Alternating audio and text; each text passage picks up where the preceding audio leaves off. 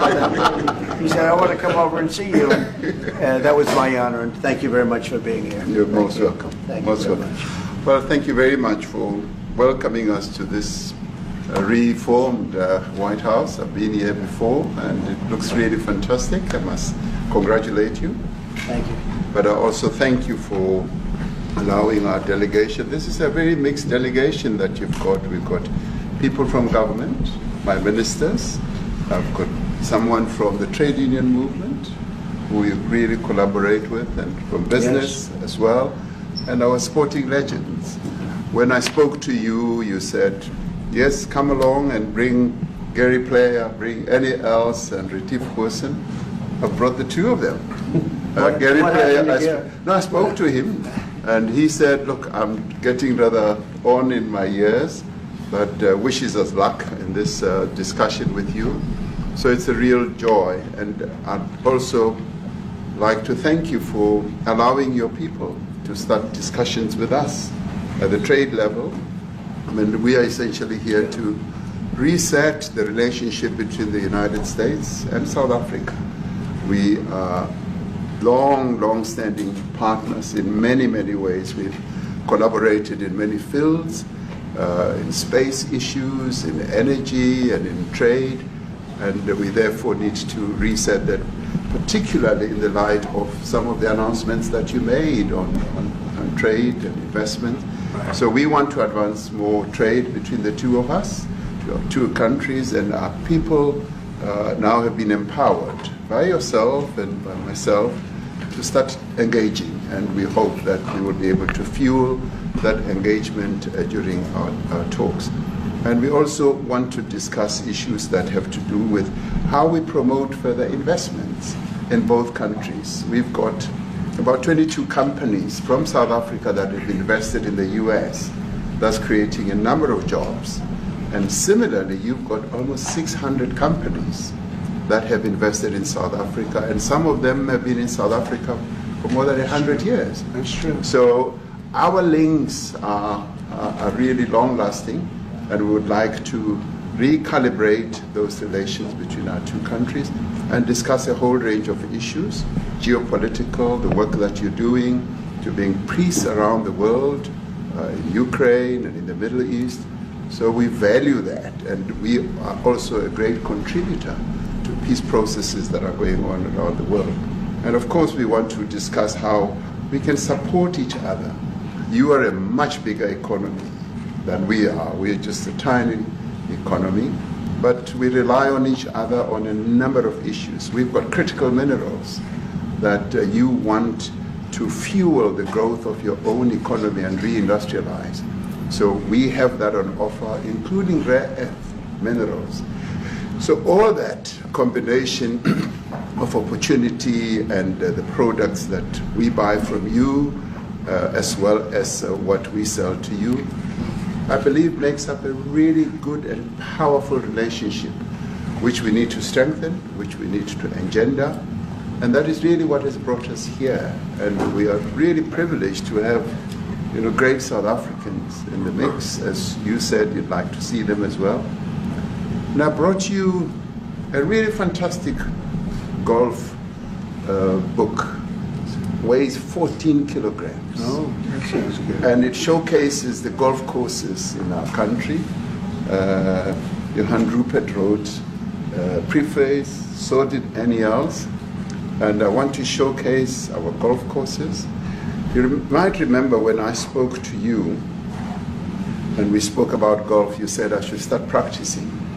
And I've started practicing, President, so I'm ready. But let me end just the introductory remarks by thanking you. You may not recall that 5 years ago I spoke to you during the COVID period. Right. And it was at a time when the whole world was going through a really cathartic moment. Right. And we asked for assistance, and you were able to assist us with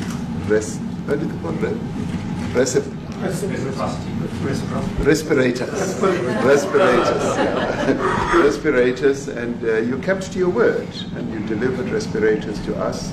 We didn't have as many in our country, and it really helped to help us deal with COVID. So I'm here also to say thank you and to thank the people of America for having helped us during a really difficult time. Being the small economy that we are, we needed help from around the world. And you were there to provide that. So thank you very much. I remember the call. Yeah. We sent 150 respirators. We became the respirator king. We started making them. Nobody had them. We had very few of them. That's right. But they were very helpful. But we sent 150, and I appreciated the letter. You wrote me a letter. That's right. Yeah. Thank you. Yeah. I appreciate that very much. Thank you very much for that. It really touched my heart after I spoke to you and you delivered. So, Great honor. Thank you very much. Thank you. Yeah. Any questions, please? Mr. President, we welcome white Afrikaner refugees here. Can you explain to Americans why it's appropriate to welcome white Afrikaners here when other refugees like Afghans, Venezuelans, Haitians have all had their protected status revoked?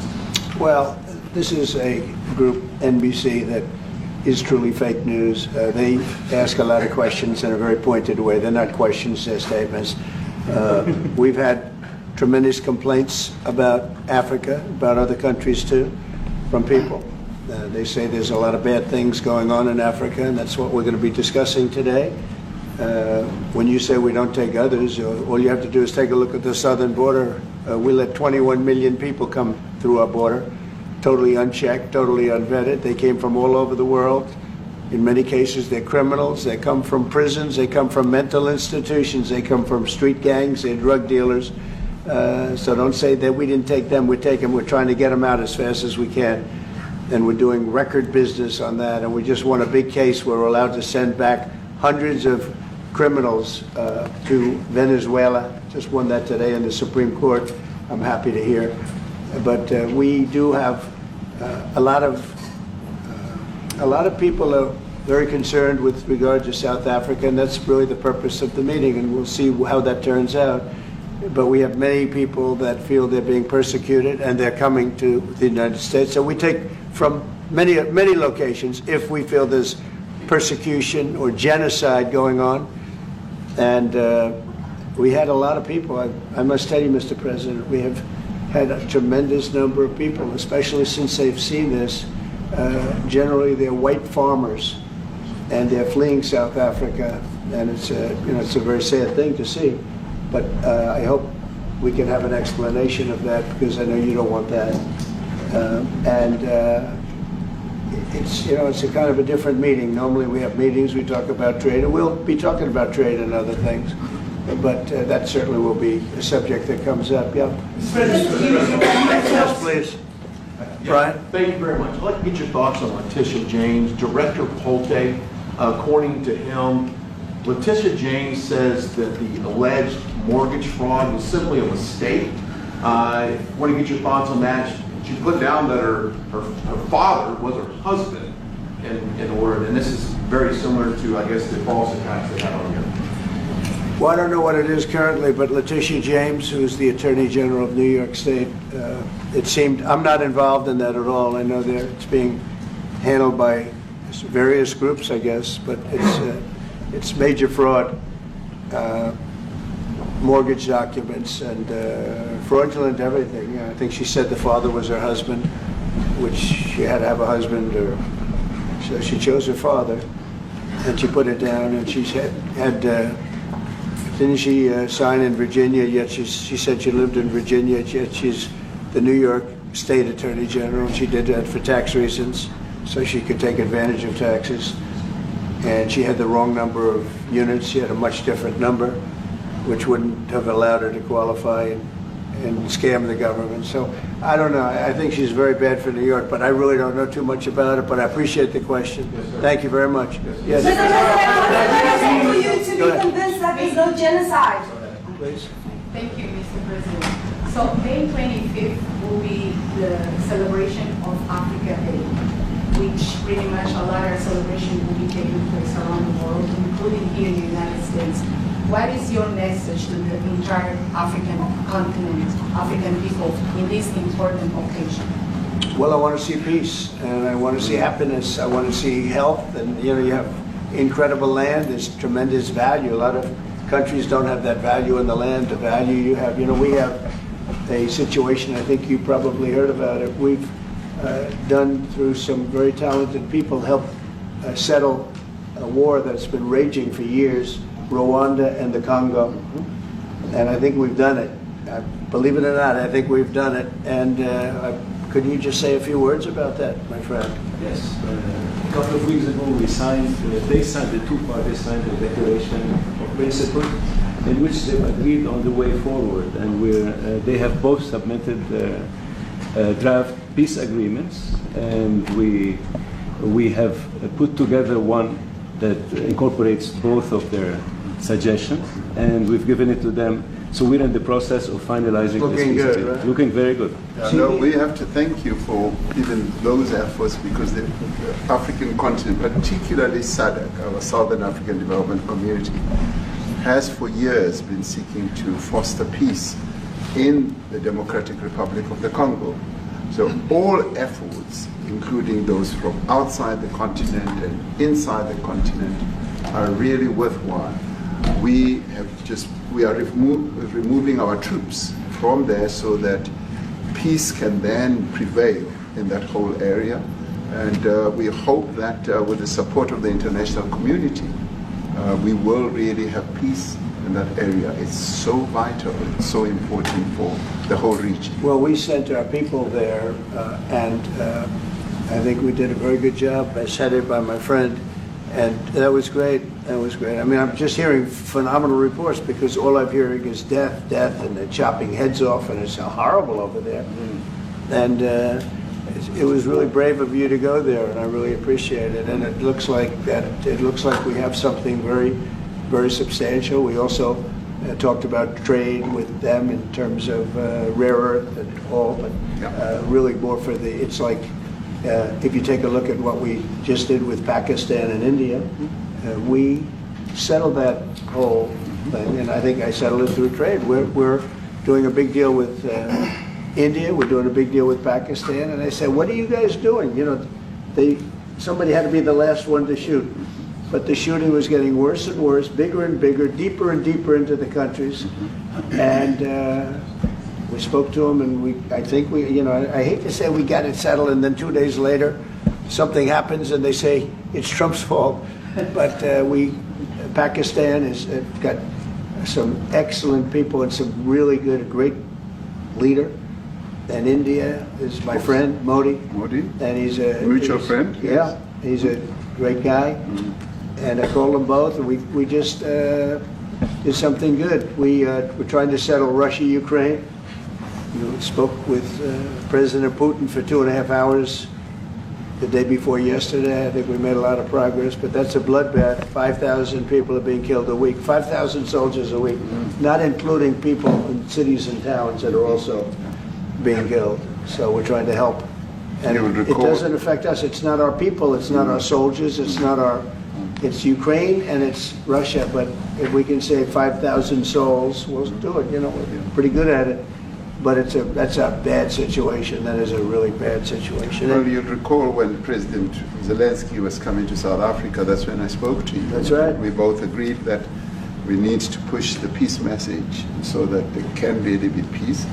And we've been involved in the Ukraine-Russia conflict for quite a while. So my Minister of State Security here, we've been dealing with them, the exchange of children who were taken away, going through names and addresses and all that. So we've been invested in that whole process as well. And the moves that you're making are fully supported by us, because we would like to see the end of that war. It's true. I called Zelensky, and they said, he's in South Africa. I said, what the hell is he doing in South Africa? He was talking to us. We got this game. That's a strange one. I said, what are you doing in South Africa? Yes. That's a strange one. He's trying to make peace. We're taking him.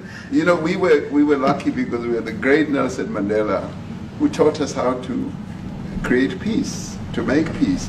So we were imparting some of those lessons to him, some of those learnings. And I specifically mentioned to him that this is how Nelson Mandela taught us, that when you want to have a peace in a country, do it on an unconditional basis and sit down and talk. And that's precisely what I'm sure he's going to heed. Well, we're going to see what happens with that one. It's there's a lot of hatred. Yeah. There's a lot of death. It's a bloodbath. It is. It is. I get the Unfortunately. I get the satellite pictures of that field, of that killing field. You never saw anything like it in your life. It's horrible. It's a horrible thing that goes on, but I think we've made big progress. South Africa. Yeah, please go ahead. Thank you, Mr. President. No, not you. Right here. He's from South Africa. Go ahead, please.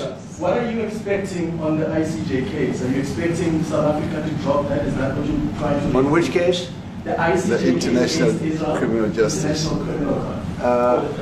I don't expect anything, to be honest. I really don't. I don't know. It's they've got a case. There's a lot of anger there, tremendous anger. I don't expect anything. We'll see what happens. We'll have a ruling, and who knows what the ruling is going to mean. Yeah. On that subject of Gaza, Mr. President, are you going to be speaking to Prime Minister Netanyahu about Israel's renewed offensive? There's been a lot of concern from European countries. The Pope has expressed concern. Are you going to be asking Prime Minister Netanyahu to tone down the offensive in Gaza, to let more aid in? Was that a question or a statement? It's a question. This guy, you never change. Mr. President, this time, what will Please. it take for you to be convinced that there's no white genocide in South Africa? Well, I can answer that for the President. It's for him. No, seriously. I'd rather have him answer. Yeah, I'd rather answer that. It will be. Our president will respond to you. Yeah, let me- Thank you, Mr. President. It will take President Trump listening to the voices of South Africans, some of whom are his good friends, like those who are here. When we have talks between us on around a quiet table, it will take President Trump to listen to them. I'm not going to be repeating what I've been saying. I would say if there was Afrikaner farmer genocide, I can bet you these three gentlemen would not be here, including my Minister of Agriculture. He would not be with me. So it'll take him, President Trump, listening to their stories, to their perspective. That is the answer to your question. But, Mr. President, I must say that we have, wait. We have thousands of stories talking about it. Sure. And we have documentaries, we have news stories. And that, is Natalie here, somebody here to turn that? I could show you a couple of things, and it has to be responded to. Yeah, sure. Let me see the articles, please, if you would. And turn the lights down. Turn the lights down and just put this on. It's right behind you. Johan. There's nothing this parliament can do. With or without you, people are going to occupy land. We require no permission from you, from the president, from no one. We don't care. We can do whatever you want to do. Who are you to tell us whether we can occupy land or not? We are going to occupy land. Yeah. South Africa occupy land. That's who we are. So whatever you want to do, we can withdraw my membership from this useless parliament. Yes, Honorable Member. Must never be scared to kill. A revolution demands that at some point there must be killing, because the killing is part of a revolutionary act. Shoot to kill, Yamaza, kill the poor, the farmer, kill the poor, the farmer,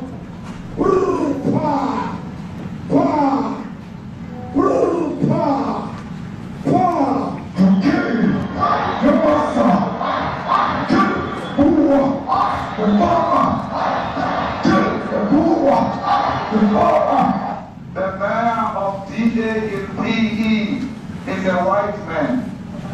So these people, when you want to hit them hard, go after a white man.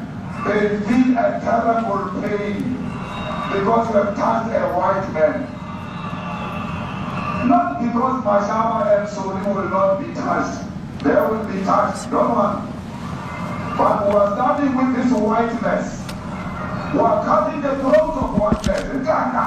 Shoot to kill, Yamaza, kill the brewer, the farmer, kill the brewer, the farmer.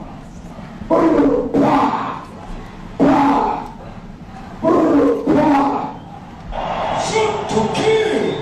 Come on, sir. Kill the poor, the farmer. Kill the poor, the farmer.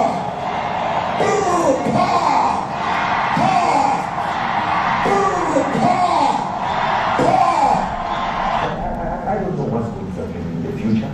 I'm saying to you, we have not called for the killing of white people, at least for now.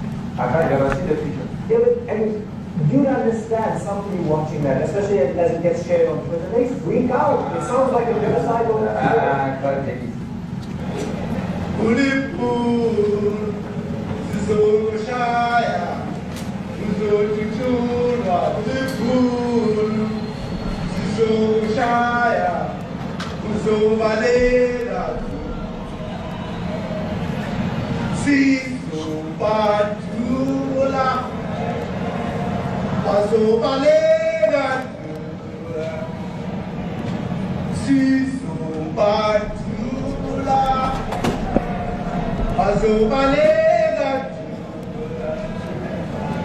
Who will expropriate land without compensation, whether they like it or not. If they object, they can seek refugee in America.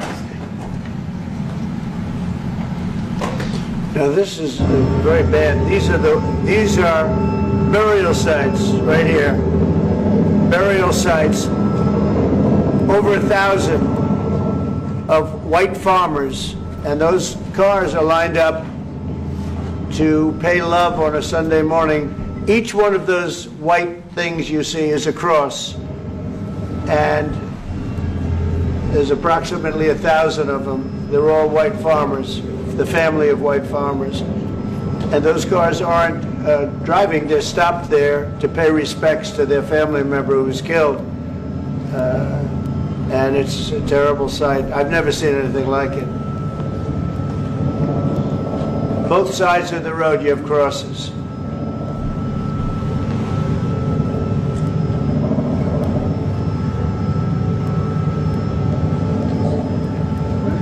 Those people were all killed. Have they told you where that is, Mr. President? No, I'd like to know where that is, because this I've never seen. Okay. I mean, it's in South Africa. That's where. We need to find out.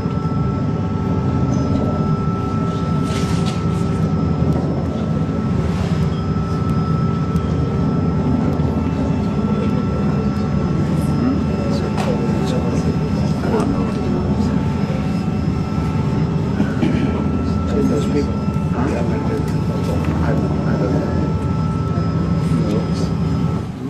Okay. Mr. President, the Pentagon announced that it would be accepting a Qatari jet to be used as Air Force One. What are you talking about? What are you talking about? Respond. You know, The Pentagon you to get out of here. What does this have to do with the Qatari jet? They're giving the United States Air Force a jet, okay? And it's a great thing. We're talking about a lot of other things. It's NBC trying to get off the subject of what you just saw. You are a real, you're a terrible reporter. Number one, you don't have what it takes to be a reporter. You're not smart enough. But for you to go into a subject about a jet that was given to the United States Air Force, which is a very nice thing, they also gave $5.1 trillion worth of investment in addition to the jet. Go back, you ought to go back to your studio at NBC, because Brian Roberts and the people that run that place, they ought to be investigated. They are so terrible the way you run that network, and you're a disgrace. No more questions from you. Go ahead. Go ahead, talk about that. His name is Peter something. He's a terrible reporter. Quiet. That's my question now. Let's go. Thank you so much. President Trump, Anna Disaster from ENCA in South Africa. Thank you very much. Thank you for very hosting much. us. What would you like President Ramaphosa to do about the situation I that we've don't just know. seen on the screen? I don't know. Look, these are articles over the last few days. Death of people. Death. Horrible death. Death. I don't know. But you know that To there pick are anyone, people who are white not- South Africans are fleeing because of the violence and racist laws. And this is all, I mean, I'll give these to you. No, I'd like So to- when you say, what would I like to do? I don't know what to do. Look at this. White South African couple say that they were attacked violently. And, President Trump, when will you go and see for yourself if it isn't true? well, I could do that. Look, here's burial sites all over the place. These are all white farmers that are being buried. And he asks about a jet that was given. You ought to be ashamed of yourself. You know, you are so bad. You're such a bad reporter. President Johnson,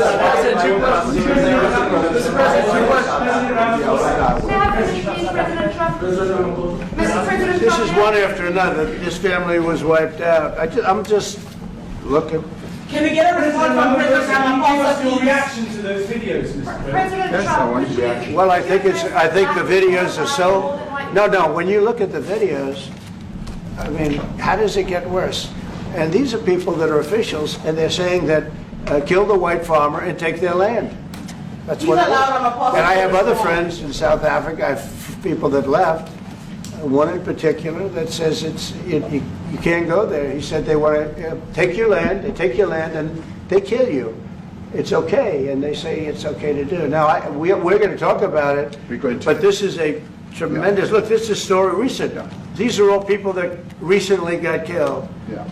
And I don't know how it can get any worse. These are.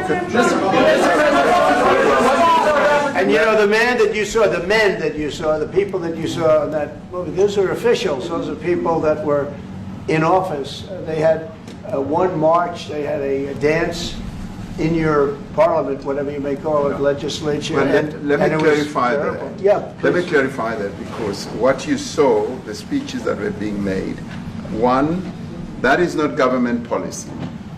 We have a multi-party democracy in South Africa that allows people to express themselves, political parties to adhere to various policies, and in many cases, or in some cases, those policies do not go along with government policy.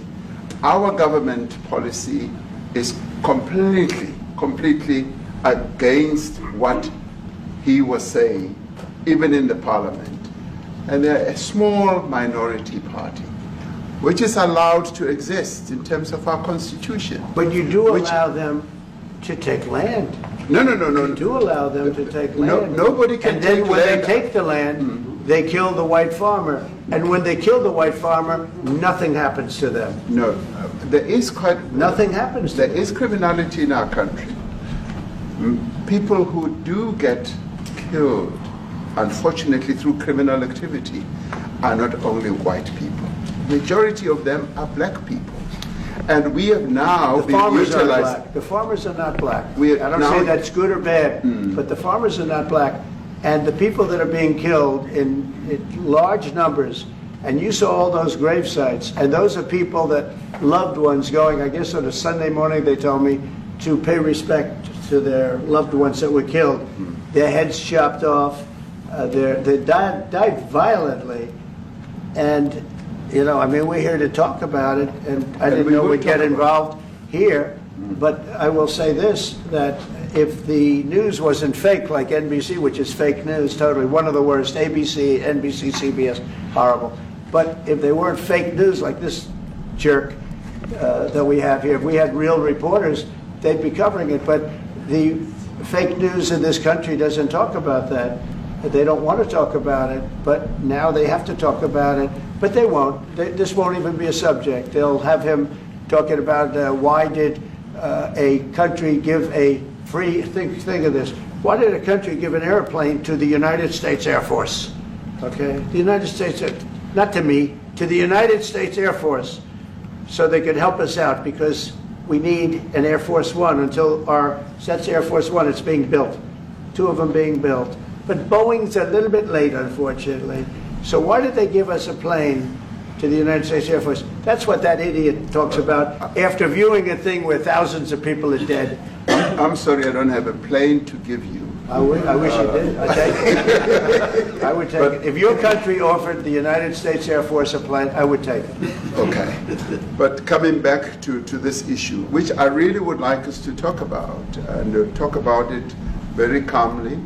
We were taught by Nelson Mandela that whenever there are problems, people need to sit down around a table and talk about them. Well, there are and this is problems. precisely what we would also like to talk about, including, of course, trade matters, investment matters.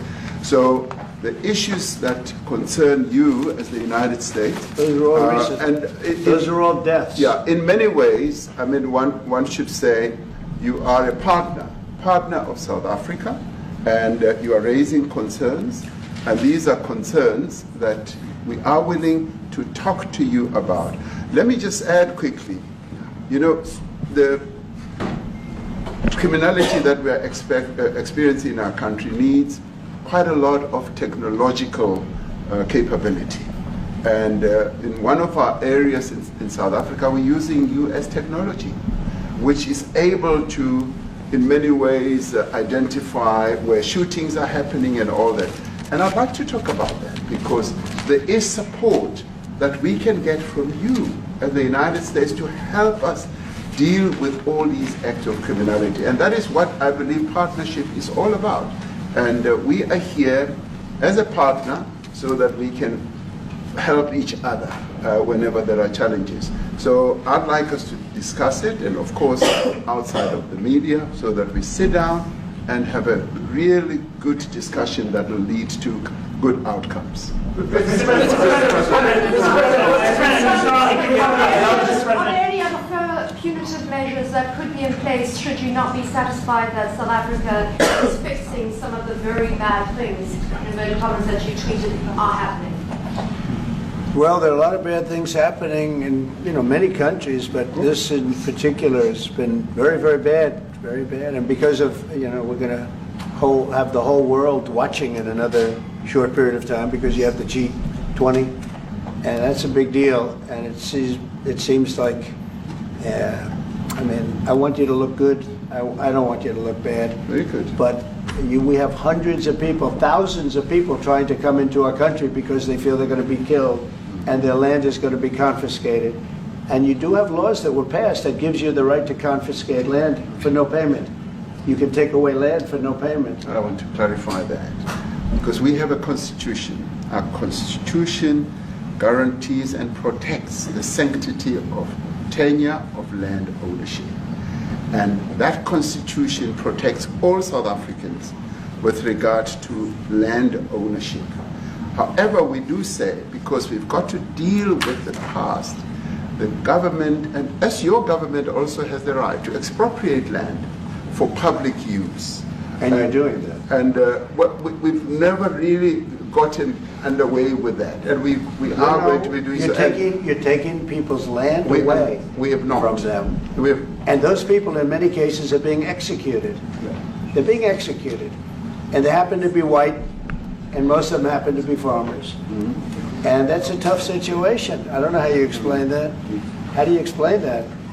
They're taking people's land away, and in many cases those people are being executed, and in many cases it's not the government that's doing it, it's people that kill them and then take their land, and nothing happens to them.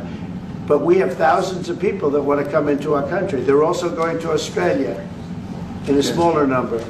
But we have thousands of people that want to come into our country, and they're white farmers, and they feel that they're going to die in South Africa, and it's a bad thing. Yeah, please. What can South Africa do? What concessions would you like to see them make to improve relations with the United States? Then I have one more for President Ramaphosa afterwards.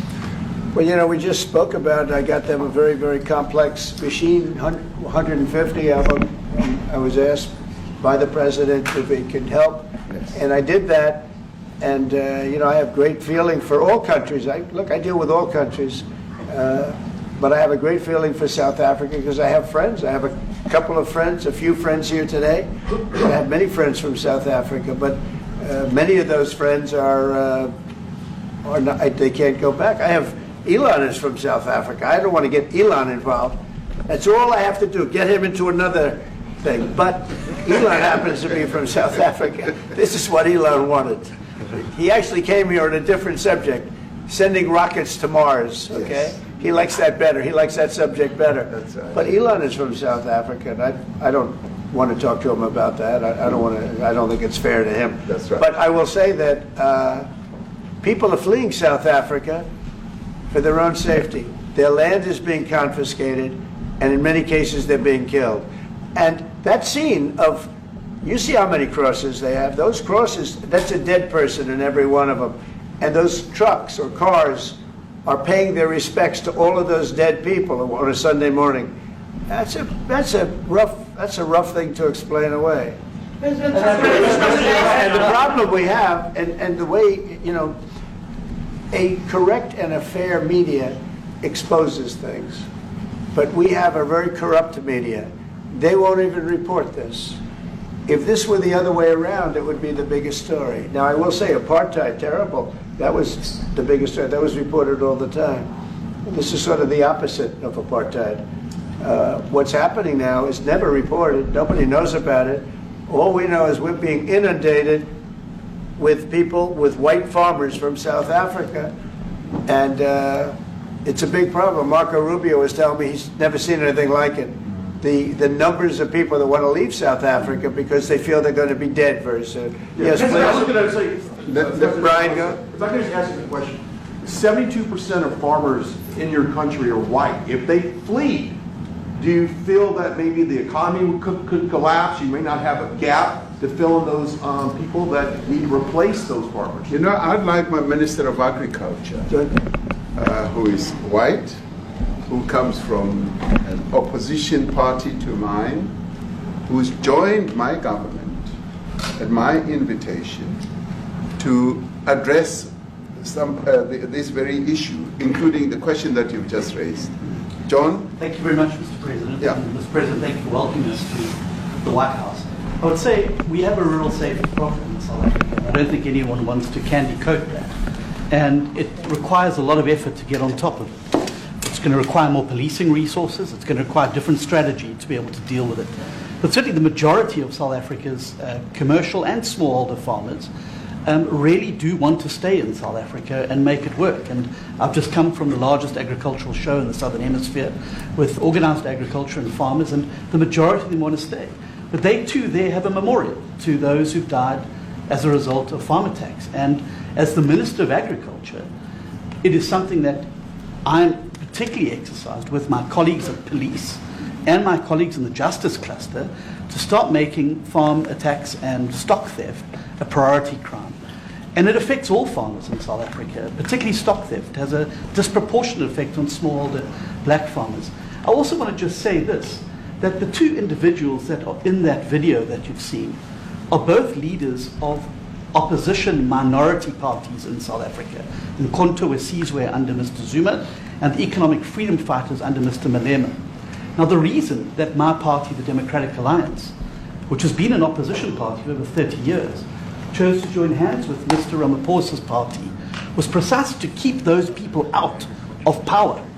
We cannot have those people sitting in the union buildings making decisions. And that is why after 30 years of us exchanging barbs across the floor in Parliament and trying to get one over on each other, we've decided to join hands precisely to keep that lot out of government. Because the day they get in to the doors of the union buildings in South Africa or control of our Parliament, that's what you're going to see. And that is why this government, working together, needs the support of our allies around the world so that we can strengthen our hand, grow our economy, and shut the door forever on that rabble getting through the doors of the union buildings, because then South Africa's future would be... So you denounced that type of language in the video that you saw? Oh yes, we've always done so. As government, as my own party, we are completely opposed to that. We, in 1955, adopted a document which said South Africa belongs to all who live in it. But why wouldn't you arrest that man? That man said, kill the white farmers, kill the white farmers. And then he danced, and he's dancing, and it's kill the white farmers. I think, I'm not sure, but I think if somebody got up in Parliament and started saying kill a certain group of people, he would be arrested very quickly. That man is going all over South Africa, and that's not a small party. That was a stadium that holds 100,000 people, and I hardly saw an empty seat. That's a lot of people. That's a lot of representation. And those crosses, we have dead white people, dead white farmers, mostly. And you take a look at Australia, they're being inundated, and we're being inundated with people that want to get out. And their farm is valueless. It's valueless. And they just want to get out with their life. And this is a very serious situation. And if we had a real news or real press or media, we don't have that because they won't talk about this because they're all guys like that idiot. But if we had a real press, it would be exposed. And you know, the beauty of exposing it is it's like a cleansing action. When it gets exposed, it'll get fixed. That's when it'll get fixed. But people don't talk about it. And I'll tell you who's talking about the thousands of people that are fleeing South Africa right now. We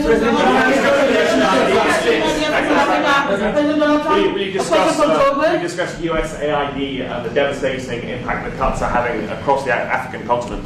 You know, it's devastating, and hopefully a lot of people are going to start spending a lot of money. And I've talked to other nations. We want them to chip in and spend money too. And we've spent a lot. And it's a tremendous problem going on in many countries. A lot of problems going on. The United States always gets the request for money. Nobody else helps, as you know. Europe doesn't help. Europe hasn't given anything. All they do is sue our companies. You know, they sue Apple, and they sue all of our companies. Apple had to pay $17 billion on a nonsense lawsuit. Very unfair. But we're going to always be there to help. Afrikaner is human rights by South African broadcasting. If this Afrikaner resettlement issue is resolved, we're going to go into a room after this, you guys are going to talk. If it is resolved, what is the potential for the future-looking relationship between the United States? It's got to be resolved. It should be resolved. It's a little bit bad when you see a stadium with 100,000 people in it, because that means it's more than just a little movement. It's a pretty big movement in South Africa, so it has to be resolved. It'll be the end of the country if it's not. But is there potential for the relationship moving forward? I hope so. That's why I'm here. I mean, I'm not here for my health. I'm here to see what it is. No, I'd like to see. I have friends. I can tell you, Ernie Els and Retief Goosen, they feel so strongly they wanted to be here on behalf of South Africa, not on behalf of me. Yes. And, you know, they said, can we be here for this? Because they love the country. Ernie, do you guys want to say a couple of words? I hate to put you in this. This is tougher than sinking a 3-footer. And they've sank many 3-footers. Thank you, Mr. President. And thanks for the honor of being here. We've known each other a long time. We have spoken. You know, we're proud South Africans. I still have my South African passport. You know, we travel with this passport, you know, and I got my visa here. So, you know, but we want to see things get better in our home country. That's the bottom line. It's been 35 years since the transition. President Ramaphosa was right in the middle of the transition time in 1990 and before that. So it's been 35 years of ANC government, and I know there's a lot of anger, you know, through the transition. There was also a lot of stuff happening in the apartheid days. You know, we grew up in the apartheid era, but I don't think two wrongs makes a right. You know, President Mandela, when he came out of prison for all that time, didn't come out with hatred, you know, and really unified our nation through sport. You know, we won the Rugby World Cup in '95. 4 times. We won the African Nations Cup, soccer. You know, we won some majors as golfers and so forth. So what I'm trying to say is, you know, this has been a long time coming. That's why we really wanted to meet you, meet the administration, and see our way forward. because we still want to see our country flourish. You know, we've got some great things going on. Business is getting involved with government. Farmers are getting involved in local municipalities, trying to rebuild some of the infrastructure that's been decaying for a long time. So there's a lot of coexistence going on and help from a lot of areas. But I feel we need the US to push this thing through. We've got a great ally if we can have the US. It's always been an ally of South Africa for a very long time. Even in the days of the war, you know, up in Angola, you know, you guys helped us. So very important for us to have your support and you know, get the change we need. Where did you do that well? You might have done that even better than he plays golf, which is almost impossible. Johan, please. Sorry, Mr. President, if you had to wind all of those places properly, you will see I'm the biggest target of that rabble-rouser. Number one for over 10 years, Mr. Malema. In fact, the first time I met him, he was in the youth league with that gentleman. And look how he's changed. Right. We have too many deaths, but it's across the board. It's not only white farmers, it's across the board. And we need technological help. We need Starlink at every little police station. We need drones. I actually got drones donated for the peace parks to stop elephant and rhino poaching. And his predecessor stopped the importation because he said the United States would spy on us. I mean, US basics, the ridicule. So if you can help us. Remember, sir, you and I lived in New York in the 70s. We never thought New York could be what it became. 2 commissioners, a tough mayor. We need your help to stop this awful killing. But it's across the board. Ernie is right now building a house in George. I'm building 3 cottages for my grandchildren on a farm outside Graaff-Reinet. I often go to bed without locking the door. And we have a serious problem with illegal aliens who stream across the border. And if you really look at our statistics, a lot of these murders, firstly it's unemployment and illegal aliens. And then I met Vice President Bartz many years ago, the Charlie Rose show. My wife loved the book.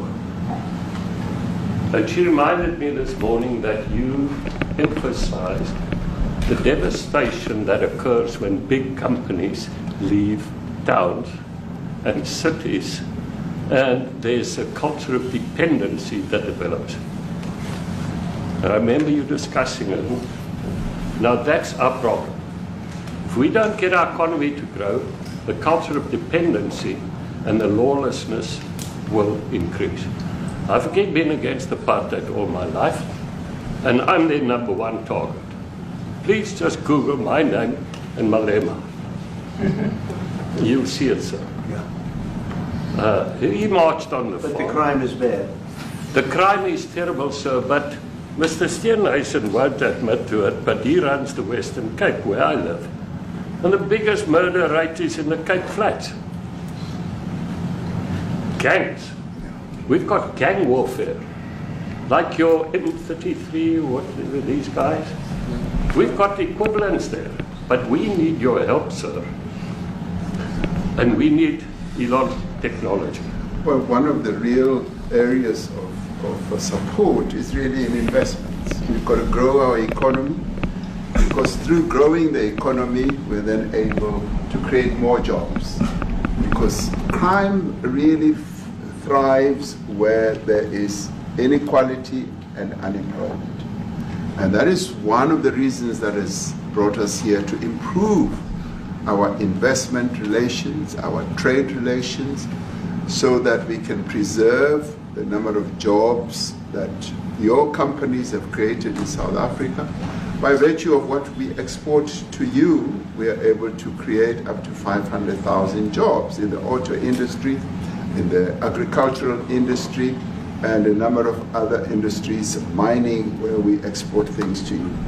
And we also know that as South African companies invest here, you are also able to create jobs. So it's a mutually beneficial relationship. So our main real reason for being here is to foster trade and investment so that we are able to grow our economy with your support, and so that we are also able to address all these societal problems, because criminality thrives when people are unemployed, when they have no other hope to eke out a living. So that is what we need to resolve, and your support, your partnership with us is what is really going to give us a strong capability to move forward. Retief, do you have, excuse me, do you have anything to say? I mean, I don't want to leave you out. You know, the guy won 3 or 4 majors. 3 or 4? No, only 2. That's a lot. By the way, 2's a lot. A lot of tournaments you won too. You have anything to say? Yeah, thank you, Mr. President. President Ramaphosa. I grew up in an area in South Africa that is a farmland area, Polokwane. And there is some issues up there. Obviously, my dad was a property developer as well as a part-time farmer. And yeah, some of these buddy farmers got killed. The farm is still going. My brothers run it.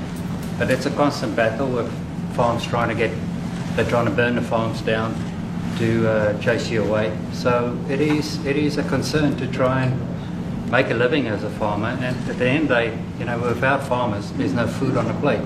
So we need the farmers to produce the food. Farming, right? He wouldn't do it. He wouldn't even want to do what you're doing. Right? They love farming. They don't want to leave. But it's a struggle. Yeah, and you know, food and fresh water is the most important thing in life. You know, without those 2 things, you can't survive. How is the water there? The water is great. Obviously, all the water comes out of the borehole, out of ground for us down there. But yeah, it is a battle to get the water out sometimes when all the equipment gets stolen all the time that you're trying to get the water out. So does your family and your brother, do they feel safe on the farm? They live behind electric fences, you know, try and be at night safe. But it is constant whenever you leave that something could happen. And there's nowhere to live. You know, both of them has been attacked in their houses. My mom's been attacked in her house when she was 80. So it is difficult. But you know, the guys live a great life despite everything going on. Something.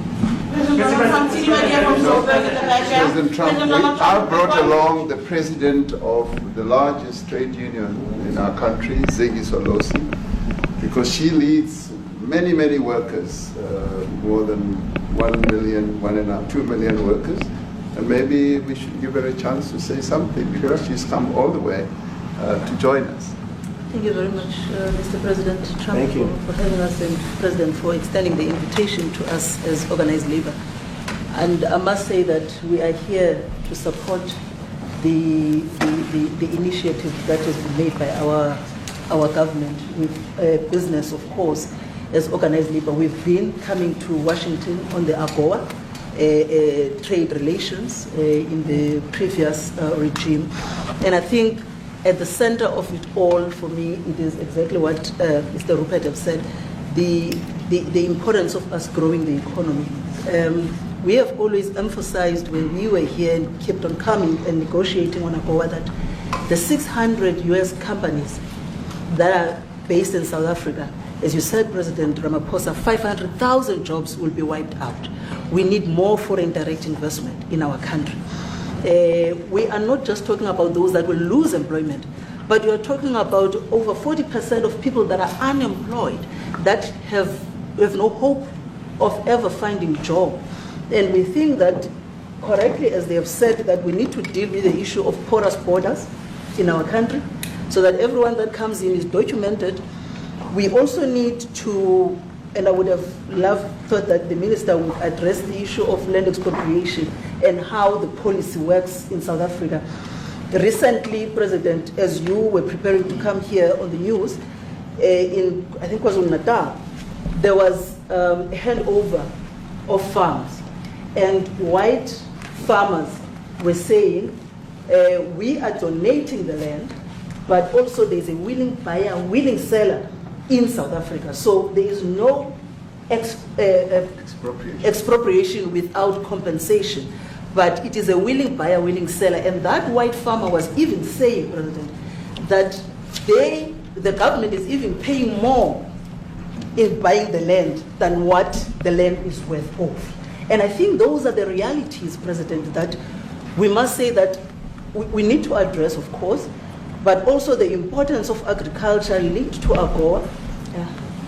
People rely on it, and I think, as Retief have said, for survival and living.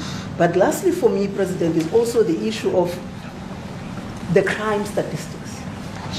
There is no doubt about it that we are a violent nation, for a number of reasons, and we're not condoning anything. But also, if you go into the rural areas where black majority are, you would see women, elderly, being raped, being killed, being murdered. And these are black elderly women that would be found throat slits, raped multiple times, and all of that. And the problem in South Africa, it is not necessarily about race, but it is about crime.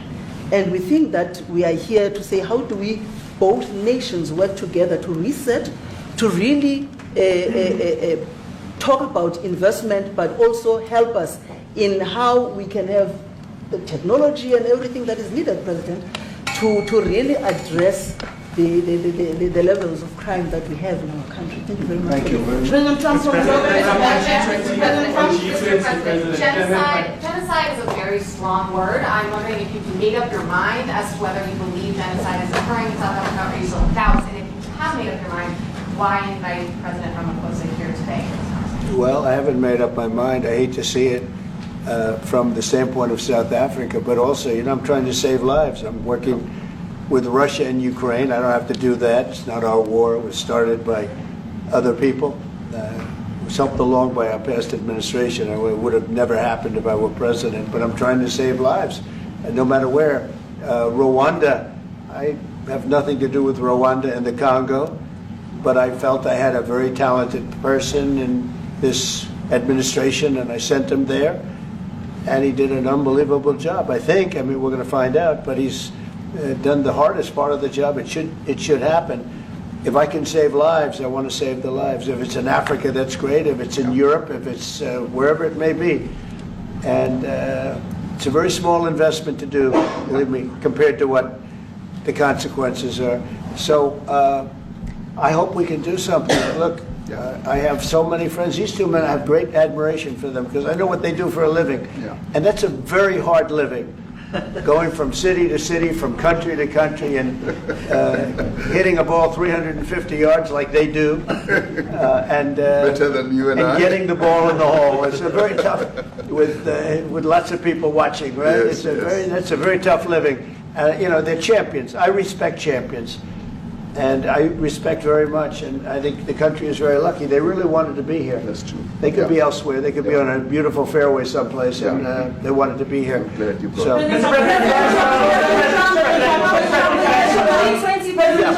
My name is Yanda Mobile from Newsroom Africa in South Africa. Good. How important is it for the United States to be at our G20 summit in November, given the relationship between our two countries? You just heard what has been said to you just now. Are you coming, and are you preparing to come? So without the United States, the G20, just like the G7, used to be the G8, but brilliantly they threw Russia out. Would have been a lot better if Russia was in. A lot of people would say, oh, that's not it. Because if Russia was in, you probably wouldn't have this war. And if you had a different president, you wouldn't have the war either. But we have a G7. It's important that the United States is in both of them. I think without the United States, I really believe it's not very important. It's not the same meaning. As I said to President Trump, the U.S. really originated the G20. And it's important that the United States continues to play a key role in the G20. And we are privileged to be the president of the G20. But we are even overjoyed that we are going to hand over to the United States, who are the originators. And for that reason, I expect the United States to continue playing the leadership role in the G20 together with other countries. And I've said when I initially spoke to President Trump on the phone, I want him to come to South Africa for a state visit, and I also want him to come and participate in the G20. And I want to gladly hand over to President Trump to take the leadership of the G20 forward in November. Thank you very much. Thank you very much. Thank you. What is it going to take to convince you? They don't want to leave. How much do you need? Everybody, please keep moving. Thank you. Keep moving. Thank you. Keep going. Hey guys. Thank you.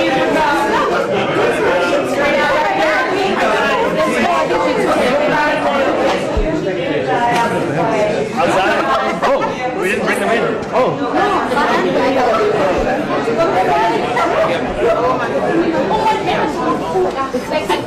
No, eventually it's only this place that's in this.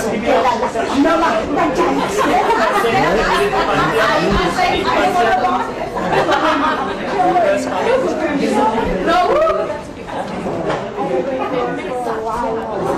This knees on her. Oh, my knees. He's 20 years younger. Thank you.